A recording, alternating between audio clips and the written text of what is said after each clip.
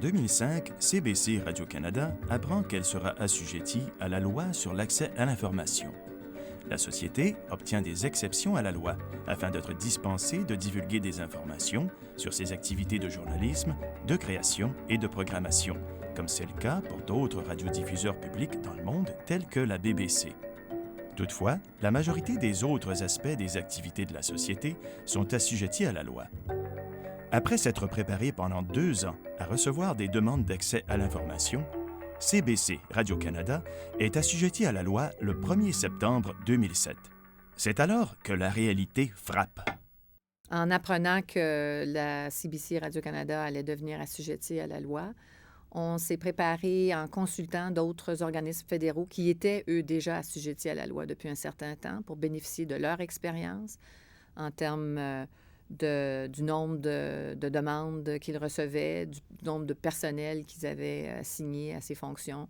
On a consulté également un autre diffuseur public, la BBC, et tout en faisant des rapports de leur taille par rapport à la nôtre, on a fait des équivalences en termes d'hypothèses sur le nombre de demandes qu'on recevrait et donc le nombre de personnel qu'on devait embaucher pour faire face à la tâche. Voici comment CBC Radio-Canada est parvenue à être plus accessible, transparente et responsable envers les Canadiens. Comment, partie d'une note d'échec que lui avait attribuée la commissaire à l'information du Canada, la société a réussi à renverser la vapeur et à s'engager dans la voie de la réussite. Au cours des 2 premiers mois où CBC Radio-Canada est assujettie à la loi, elle reçoit 10 fois plus de demandes d'accès à l'information que prévu. De toute évidence, la société a sous-estimé la demande et les dossiers s'empilent. Il y avait des retards et des plaintes officielles. La commissaire à l'information donne la note F à CBC Radio-Canada. La société comparaît devant le Comité permanent de l'accès à l'information, de la protection des renseignements personnels et de l'éthique et fait l'objet d'un débat aux communes.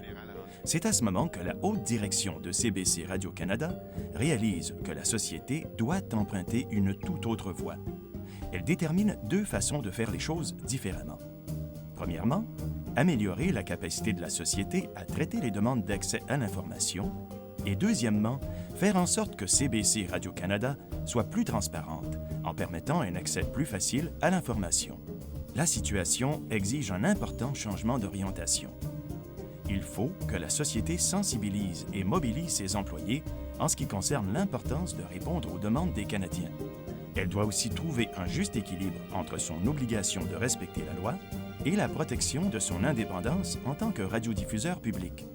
Autrement dit, les lois régissant les activités de la société mettent en opposition un bien public, la responsabilisation et la transparence, avec un autre bien public, un radiodiffuseur public national indépendant, crédible et apte à protéger ses sources journalistiques.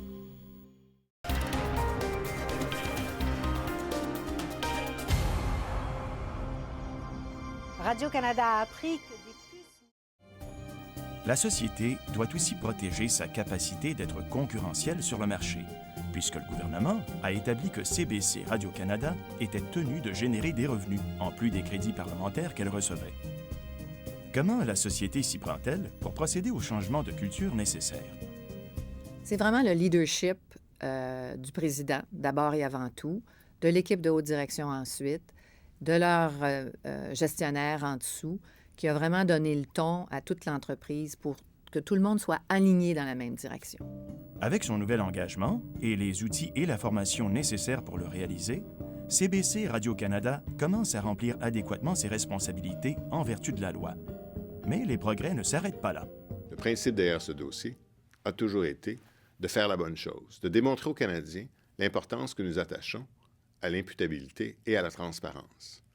Nous avons donc choisi de divulguer de façon très proactive toutes sortes d'informations sur notre entreprise et de refaire notre site Web pour que cette expérience de recherche d'informations sur notre société soit facile, simple et directe pour tous les Canadiens.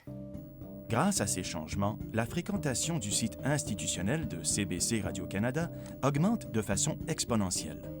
Puis, en décembre 2012, la commissaire à l'information fait une annonce importante.